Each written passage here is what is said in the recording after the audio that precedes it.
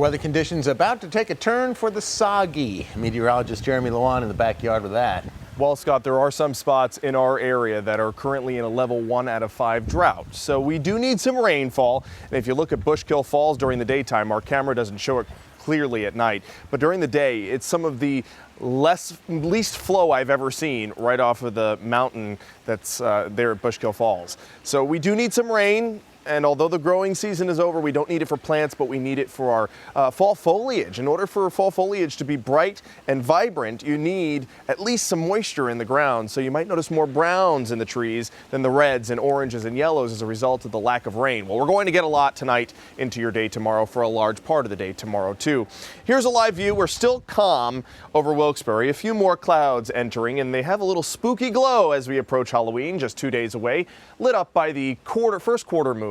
It's perfectly lit there on the right-hand side. It's on its way to becoming a full moon, which we'll get in November. Today's temperature right now, 49 degrees. We have east-southeast winds at just 6.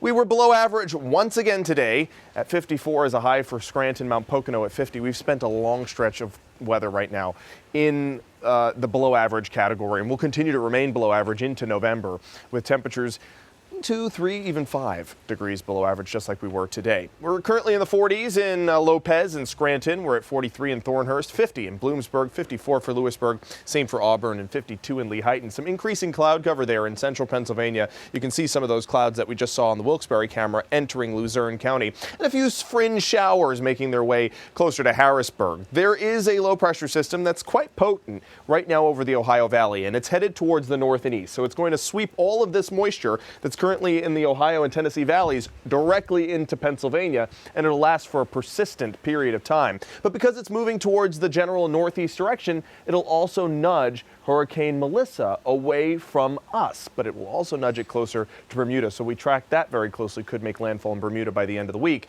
as a Category 2 hurricane, possibly re-intensifying from that Cat 1 that it is right now.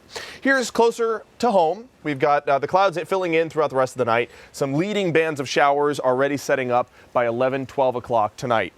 Heavier bouts of rain through the overnight. Could be a rumble of thunder.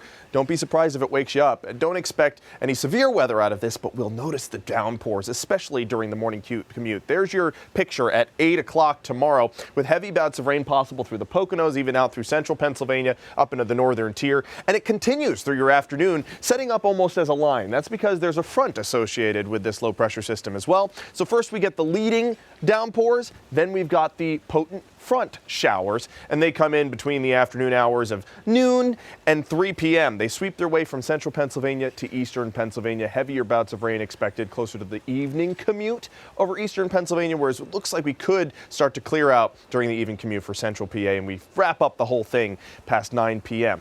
This is Halloween. Cloudy the entire day, and there could be some wraparound moisture. There's your picture at 2 o'clock, and some of those showers could linger till right after school ends. So if you're going trick-or-treating right after school, and if you live north and east, you might be contending with a spot shower, whereas the rest of us will be clearing out by that time. Here are rainfall amounts between 1 inch and 2 inches. This is the dog walking forecast for tonight. We start to notice the impacts of the rainfall around 1 o'clock. That's why I have a yellow paw there. This is Assyria and Harley, and they're both dressed up in their Halloween costume. Thank you, Debbie, for sending that in. Overnight tonight, 43 will be the low with that rain beginning, and wind gusts will be substantial. 30 to 40 miles per hour for Thursday afternoon as the rain comes through, and then wind gusts on Halloween, 30 to 40 miles per hour once again, and that comes out of the northwest. So it'll be quite chilly for your Halloween evening forecast. So going trick-or-treating tomorrow, there's your trick-or-treat forecast. 45 will be the temperature around 5, 6 o'clock. Here's the temperature where you live. Further north and east, cooler, but when you factor in the winds, look at what it feels like on your skin. In the upper 30s for the valley cities, upper 30s for the northern tier. So have the layers ready for any trick-or-treating that you're planning on doing. There's your 7-day forecast. Temperatures below average up until Monday, then we could be at average. This weekend looks good for any Halloween weekend activities you have going on outside. Remember, we do turn the clocks back 1 hour Saturday night into Sunday. Technically, it's Sunday at 2 a.m. And sunsets, Scott, on Sunday is at 4:56. That pains me. You and me both. All right. Thanks, Jeremy. Yep.